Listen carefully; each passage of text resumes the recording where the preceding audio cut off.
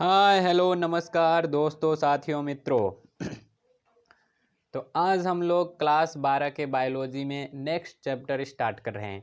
इसमें पहला टॉपिक है नर जनन तंत्र, मेल रिप्रोडक्टिव सिस्टम। चित्र हमने बना दिया है और सभी अंगों के नाम लिख दिए हैं ताकि समय की बचत हो। तो आइए देखते हैं इसमें मार्करवा। तो देखिए इसमें ये है ब्रिसड, ब्रिसड अंग्रेजी में टेस्टिस। यहाँ शुक्राणु का निर्माण होगा।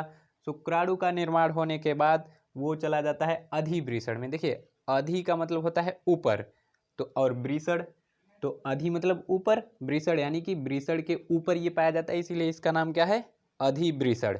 ठीक, यहाँ से एक ठो पतली नलिका गई है, इसका नाम है शुक्रवाहिनी या इसे शुक्रवाहिका भी कहते हैं, अंग्रेजी में वास डिफरेंस।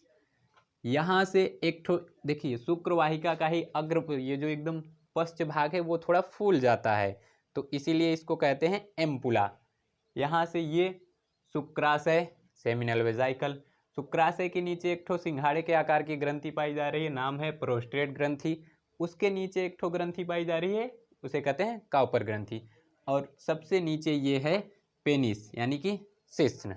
देखिए जो नर का जनन तंत्र है, इसमें जो मुख्य अंग है, हो सकता हो आप लोग समझते हो कि पेनिस ही मुख्य अंग है, लेकिन पेनिस मुख्य अंग नहीं है। नर का मुख्य जनन अंग है टेस्टिस। ठीक, तो चित्र बना लीजिए। चित्र बनाने के बाद अगला हेडिंग नर जनन तंत्र। इसी में चित्र बनाने के बाद नीचे लिख लीजिए नर जनन तंत्र। आधे भाग को मिटा दे रहे हैं, आधे रहने देंगे समझने के लिए, और आधे में इधर आधे जगह में डिटेल से एक एक भाग की चर्चा करेंगे। ठीक, तो आधा मिटा दे रहे हैं, किधर गया। अगर स्क्रीनशॉट लेना हो तो स्क्रीनशॉट ले लीजिए और पेन कॉपी लेकर बैठिए। नोट्स तो मिलेगा ही, साथ में आप लोग पेन कॉपी लेकर बैठिए और अपना नोट्स बनाते रहिए। जिस दिन चैप्टर ख़त्म होगा इसका नोट्स मिल जाएगा।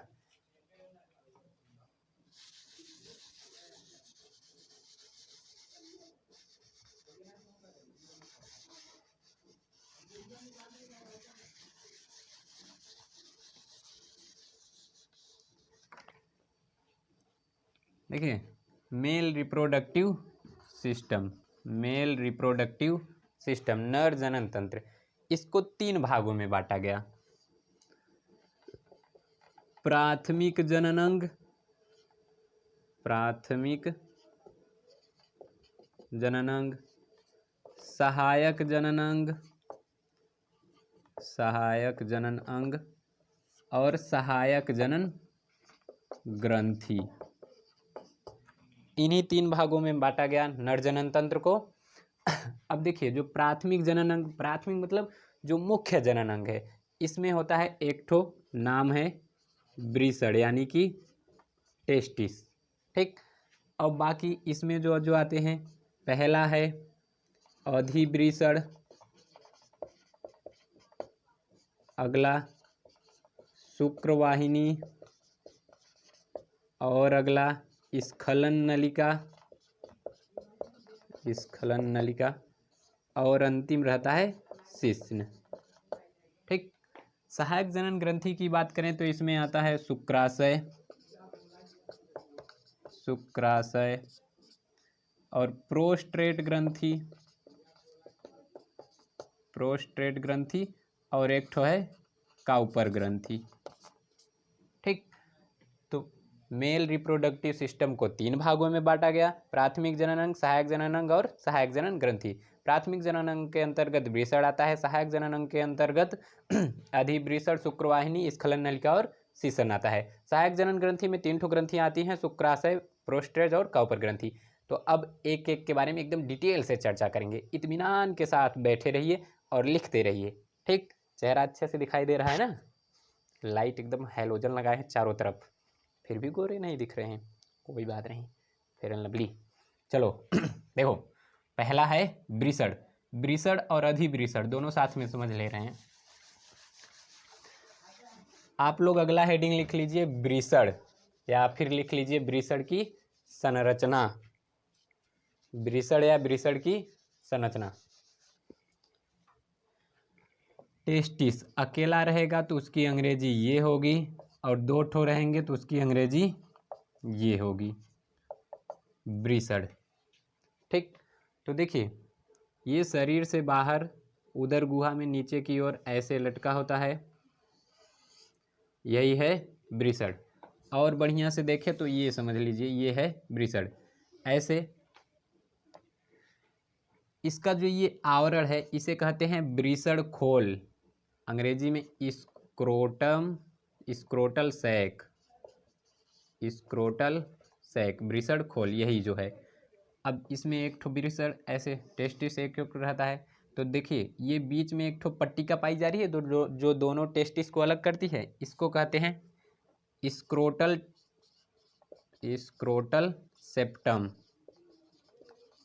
ठीक तो अब देखिए ब्रीसड अंडाकार संरचना होती है जो एक आवरण में बंद रहती है, उस आवरण को कहते हैं ब्रीसड खोल, स्क्रोटल सैक।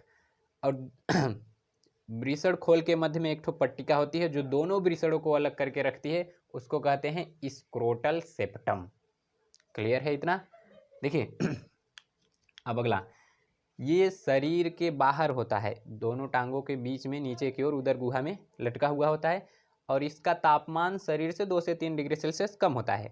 कारण यह है कि इतने ही कम यानी कि 34 से 35 डिग्री सेल्सियस ताप पर ही शुक्राणु का निर्माण होता है, और ये वायु के सीधे संपर्क में रहता है, इसलिए भी इसका ताप कम होता है। ठीक, तो अभी ये तो बाहर से दिखाया गया, अब अंदर से काट कर ब्रीसड को अंदर से दिखा रहे हैं, एक ठो ब्रीसड लेकर काट कर अंदर से दिखा रहे हैं। तो ब्रीसड की संरचना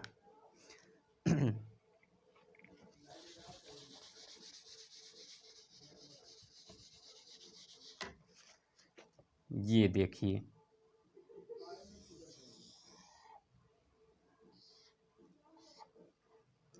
अब इसमें एक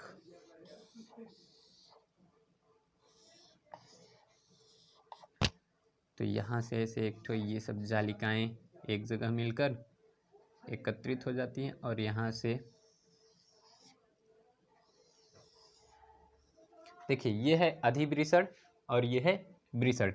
तो ब्रीसड में 2 परतें पाई जाती हैं। ये जो बाहर वाली परत है इसको कहते हैं ट्यूनिका वैजिनेलिस, वैजिनेलिस, और ये होता है पतला। अंदर वाला परत ये देखिए, ये जो परत गया है ये ऐसे रहता है। ठीक, तो ये जो आंतरिक परत है ये यानी कि जो अंदर कई तरह अंदर जाके ब्रीसड को पिंडों में बांट दिया है, इसको कहते हैं ट्यूनिका एल्बुजिनिया, एल्बुजिनिया, और ये होता है मोटा। ठीक तो देखिए बाहरी परत को कहते हैं ट्यूनिका वैजिनेलिस, ये पतला होता है। आंतरिक परत को कहते हैं ट्यूनिका एल्बुजिनिया, और ये मोटा होता है। ट्यूनिका एल्बुजिनिया ब्रीसड को अंदर से कई पिंडों में बांट देता है। ठीक, उन पिंडों में प्रत्येक पिंड में 1 से 3 शुक्रजन नलिकाएं पाई जाती हैं। ये हैं शुक्रजन नलिका, प्रत्येक पिंड में 1 से 3 हो सकती हैं, 2 से 3। तो ये हैं शुक्रजन नलिका, अंग्रेजी में कहते हैं seminiferous tubule, seminiferous tubule, Hindi में शुक्रजन नलिका। ठीक देखिए शुक्रजन नलिका में 2 तरह की कोशिकाएं पाई जाती हैं। शुक्रजन नलिका की जो जननी की इपिथीलियम है उसमें 2 तरह की कोशिकाएं पाई जाती हैं, स्पर्मेटोगोनियल सेल और सर्टोली सेल। यानी कि 2 कोशिकाएं पाई जाती हैं। नाम कहाँ लिखें? चलिए यहीं इसी में 2 कोशिका पाई जाती है। एक ठो हो गई स्पर्मेटोगोनियल सेल, स्पर्मेटोगोनियल सेल, और दूसरा सर्टोली सेल। स्पर्मेटोगोनियल सेल का काम होता है शुक्राणु का निर्माण करना। तो स्पर्मेटोगोनियल सेल यानी कि ये क्या करेगी? शुक्राणु का निर्माण करेगी। और नीचे सर्टोली सेल, ये शुक्राणु को खाना पीना भोजन पोषण उसका देखभाल करेगी, अवलंबन का काम करेगी। ठीक तो इसको पोषी कोशिका भी कहते हैं सर्टोली सेल को। अब देखिए यही शुक्रजन नलिका में कहीं इसी के बीच बीच में कहीं कहीं पर एक विशेष प्रकार की कोशिका पाई जाती है, उसका नाम है अंतराली कोशिका। क्या नाम है? अंतराली कोशिका। अंतराली कोशिका को अंग्रेजी में इंटरस्टिशियल सेल कहते हैं। ये नर हार्मोन को का स्राव करता है। किसका स्राव? नर हार्मोन। और नर हार्मोन का नाम है, ये स्रावित करेगा नर हार्मोन। एक मिनट, नर हार्मोन, नर हार्मोन। और नर हार्मोन का नाम है टेस्टोस्टेरोन। टेस्टोस्टेरोन, ठीक। अब इसमें से जो था शुक्रजन नलिका में जो दूसरी कोशिका थी, सर्टोली कोशिका, वो एक ठो प्रोटीन हार्मोन स्रावित करती है, इनहिबिन। वो शुक्राणु उत्पादन में जो भी हार्मोन, जैसे ये टेस्टोस्टेरोन हार्मोन हो गया, इन सबको नियंत्रित करता है, इन सबका नियमन वही करता है। शुक्रजन नलिका पर एक ठो आवरण चढ़ा होता है, वो होता है ट्यूनिका प्रोप्रिया, ठीक। अब देखिए, सभी पिंडों से एक एक ठो ऐसे, ये देखिए पतली पतली नलिकाएं निकल कर यहाँ जा रही हैं। तो इस भाग को कहते हैं रेटे टेस्टिस। इसको क्या कहेंगे? रेटे टेस्टिस। अब ये जहाँ जाके यहाँ इपीडिडाइमिस में जहाँ मिल जाती हैं, तो जैसे ही इपीडिडाइमिस में ये घुसती हैं, इसको कहते हैं इफरेंट डक्टलस। इफरेंट डक्टलस, डक्टलस, ठीक, ये कहलाएगा इफरेंट डक्टलस। अब यहाँ से एक ठो मोटी सी ऐसे नलिका मुड़ी हुई जाती है, ठीक। तो इफरेंट डक्टलस ये यहाँ था शुक्रजन नलिका, वहाँ से आगे शुक्रजन नलिका से आगे की ओर गया तो उसी को कहते थे रेटे टेस्टिस। फिर ऊपर गया इफरेंट डक्टलस।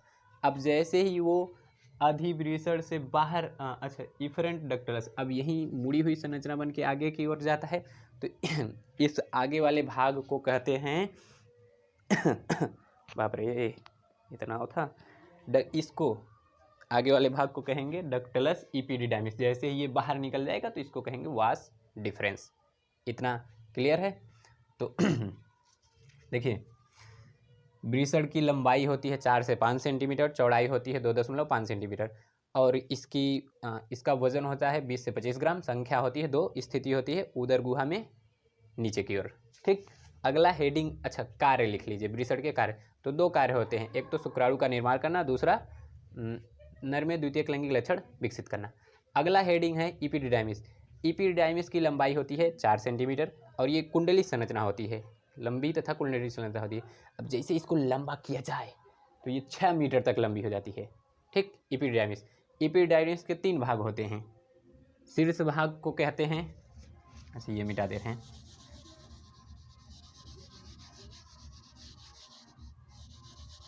इपीडिडाइमिस के शीर्ष भाग को कहते हैं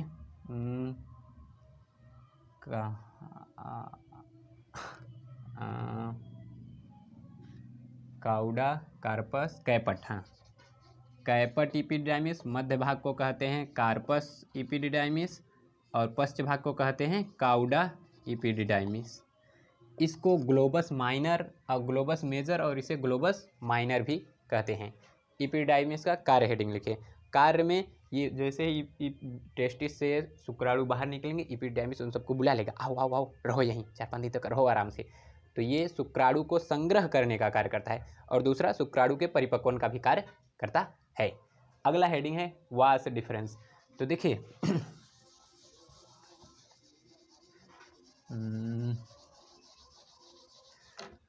वास डिफरेंस की लंबाई होती है, ये लंबी नलिका, लंबी पतली नलिका होती है, इसकी लंबाई होती है 40 से 45 सेंटीमीटर। और ये जैसे ही मूत्राशय में हिलती है तो इसका जो पश्च भाग है ये फूल जाता है, तो इस फूले हुए भाग को कहते हैं एम्पुला। एम्पुला। कार्य लिखिए, शुक्रवाहिनी के कार्य। तो उसके 2 कार्य होते हैं, एक ये शुक्राणु को तरंग गति प्रदान करती है, तरंग गति, और दूसरा उसका अस्थायी संग्रह करती है, अस्थायी संग्रह। अस्थायी संग्रह एम्पुलम होता है। तरंग गति का मतलब समझिए, अपने मार्ग से थोड़ा सा ऊपर नीचे होकर ऐसे ऐसे ऐसे, जो ये नाक, कीड़े, छिपकली चलते हैं, या फिर जो महिलाएं होती हैं वो मॉडलिंग करती हैं तो वो इधर उधर होकर चलती है ना, तो वही है तरंग गति। तो तरंग गति कौन करवाता है? वास डिफरेंस, ठीक। और एम्पुला उसी का भाग है, वो उसमें शुक्राणु अस्थायी रूप से संचय संचयित होता है, एकत्रित होता है, संग्रहित होता है। अगला हेडिंग है इजेकुलेटरी डक्ट। इजेकुलेटरी डक्ट, स्खलन नलिका। देखिए, जब शुक्रवाहिनी शुक्राशय की नलिका से आकर मिल जाती है तो ये 2 सेंटीमीटर लंबी होती है, तो एक ठो नई नलिका बन जाती है। उसी नलिका का नाम दे दिए हैं स्खलन नलिका। इतना सिंपल है, बताओ। स्खलन नलिका के बाद अब आ जाता है पेनिस। ठीक, अभी पेनिस के बारे में समझते हैं। पेनिस को हिंदी में कहते हैं सीसन। तो ये देखिए, लंबा बेलनाकार संरचना है। ये उत्थानशील मैथुनांग है। उत्थानशील का मतलब जो अंदर बाहर हो, उसी को कहते हैं उत्थानशील। इसमें पाए जाते हैं 3 ठो कोटर। क्या पाए जाते हैं? 3 ठो कोटर। तो इसमें जो 2 कोटर होते हैं, 2, ये होते हैं कार्पोरा कवर्नोसा, कार्पोरा कवर्नोसा, और बचा हुआ एक होता है ये कार्पोरा स्पंजियोसम, स्पंजियोसम। और देखिए, अगर इसको ऐसे सामने के बगल ऐसे काट कर ऐसे सामने करके दिखाया जाए तो ये कुछ ऐसा दिखाई देगा। तो ये जो 2 ठो संरचनाएं हैं ये हैं कार्पोरा कवर्नोसा, और नीचे एक ठो रहता है ये है कार्पोरा स्पंजियोसम। इसी में एक छोटा सा छिद्र होता है यूरेथ्रा, मूत्रमार्ग। ये क्या है? यूरेथ्रा, मूत्रमार्ग। ठीक, तो देखिए, ये रक्त कोटर जब खाली होते हैं तो जो शिश्न है वो छोटा होता है। जैसे ही इन रक्त कोटरों में रक्त आकर भर जाता है, संवेदना जैसे ही मिलती है तो लैंगिक संवेदना जैसे ही मिलती है, मूड बन जाएगा और ये रक्त कोटर में रक्त आके भर जाएंगे। तो अब ये इसका आकार पहले से बड़ा हो जाएगा और ये मोटा हो जाता है। देखिए, ये भी हो गया, ये भी हो गया। हाँ, शिश्न के मध्य में एक ठो देखिए पतली नलिका बाहर तक आई है, इसको कहते हैं मूत्रमार्ग, यूरेथ्रा। ठीक, और शिश्न के अग्रभाग को कहते हैं ग्लांस, और इसी पर एक ठो परत चढ़ी हुई होती है जो ऊपर मतलब उसको खुला बंद टाइप का करती है, उसको कहते हैं प्रोपियूस। शिश्न का कार्य होता है शुक्राणु को वेजाइना में छोड़ना, बस, और कोई काम नहीं। यहाँ मूत्र को बाहर निकालना, यही 2 ठो काम होता है। तो जनन में वो शुक्राणु को केवल वेजाइना में छोड़ता है। ठीक, देखिए, अगर वृषण नहीं है तो आप पापा कभी नहीं बन पाएंगे। ठीक, जिंदा रहेंगे लेकिन पापा कभी नहीं बन पाएंगे। और आपके पास पेनिस नहीं है, खुश रहिए, पापा बन जाएंगे। आपका स्पर्म निकाल कर लैब में मादा का ओवम लेके दोनों का फ्यूजन करा के मादा में फिट करा के आपको पापा बना देंगे। अब मान लीजिए आपके पास वृषण नहीं है, पापा बनना है, आइडिया, बहुत अच्छा आइडिया, बगल वाले लड़के को टाफी खिला के पापा कहलवा लीजिए, आत्मसंतुष्टि। ठीक, अब ग्रंथि की बात करें तो पहली ग्रंथि थी शुक्राशय, सेमिनल वेजाइकल शुक्राशय। तो देखिए, ये द्विपाली संरचना होती है, शुक्राशय द्विपाली संरचना होती है, और ये एक ठो चिपचिपा द्रव स्रावित करती है। क्या करेगी? चिपचिपा द्रव। ये जो द्रव है ये वीर्य का 60 से 70% भाग बनाता है, 60 से 70% भाग। और इसी चिपचिपे द्रव में पाया जाता है फ्रक्टोस, सेमिनोजेलिन और प्रोस्टाग्लैंडिस,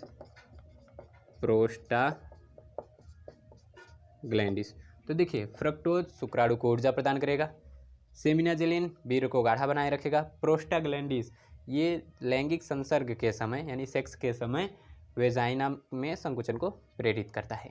ठीक, और इसका कोई काम नहीं होता है। अगला इसी के देखिए, शुक्राशय के ही नीचे पाई जा रही है प्रोस्टेट ग्रंथि। तो अगली कौन सी ग्रंथि है? प्रोस्टेट ग्लैंड, हिंदी अंग्रेजी सेम। तो देखिए, ये कई पिंडों में बटी रहती है। प्रोस्टेट ग्रंथि कई पिंडों में बटी रहेगी। आकार देखने से ही लग रहा है सिंघाड़े जैसा है, तो ये सिंघाड़े के आकार की होती है, कई पिंडों में बटी रहती है। और ये भी एक ठो द्रव स्रावित करेगी, तरल स्रावित करेगी। और वो जो तरल होगा, इसका जो द्रव होगा ये सफ़ेद रंग का होगा और हल्का अम्लीय होगा, और ये बनाता है वीर्य का 25 से 30% भाग। क्या बनाएगा? 25 से 30% भाग वीर्य का ये बनाता है प्रोस्टाग्लैंडिस से स्रावित तरल। अब देखिए, एक होता है सेमिनल प्लाज्मा। जब प्रोस्टाग्लैंडिस से स्रावित तरल और शुक्राशय से स्रावित तरल को मिला दिया जाए तो सेमिनल प्लाज्मा बन जाता है। ठीक, अब देखिए, ये जो द्रव है ये वीर्य को गतिशील बना मतलब शुक्राणु को गतिशील बनाए रखता है। इस तरल का इतना ही कार्य होता है कि ये शुक्राणु को गतिशील बनाए रखता है। अगली ग्रंथि है काउपर ग्रंथि। काउपर ग्रंथि को बल्बोयूरेथ्रल ग्रंथि भी कहते हैं। ये क्षारी अम्लीय तरल का स्राव करता है, वो क्षारी तरल का स्राव करता है। डिफरेंट, विभिन्नता, वो विविधता कि तुम अम्लीय तरल स्रावित करोगे, हम क्षारी तरल स्रावित करेंगे। अब देखिए, जैसे ही यहाँ से क्षारी तरल स्रावित होगा तो जनन से मतलब उत्तेजना से पहले, शुक्राणु निकलने से पहले एक दो बूंद यहाँ रास्ते में आ जाएगी। मूत्र होता है अम्लीय क्योंकि उसमें लवण पाए जाते हैं बहुत सारे। तो अब ये मूत्र मार्ग में यूरिन की अम्लीयता को समाप्त कर देता है। इस तरह स्नेहक का कार्य करता है। ठीक तो ये था नर जनन तंत्र। तो नर जनन तंत्र में जो भी बताया गया, आपको जो ना समझ में आया हो कमेंट कर दीजिए। नोट्स के लिए जिस दिन चैप्टर खत्म हुआ पीडीएफ आपको पीडीएफ का लिंक डिस्क्रिप्शन में मिल जाएगा। खुद से नोट्स बनाते रहिए। तो अब तो आवाज़ ठीक ठाक जा रही होगी। अब भी अगर वीडियो में कुछ गड़बड़ी लग रही हो तो आप लोग कमेंट करके बताते रहिएगा। तो देखिए दिखाई दे रहा है सब ठीक ठाक।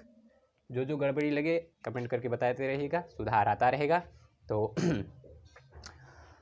ख्याल तो रखेंगे ही आप लोग अपना। तो मिलेंगे अगले वीडियो में, तब तक के लिए बाय बाय।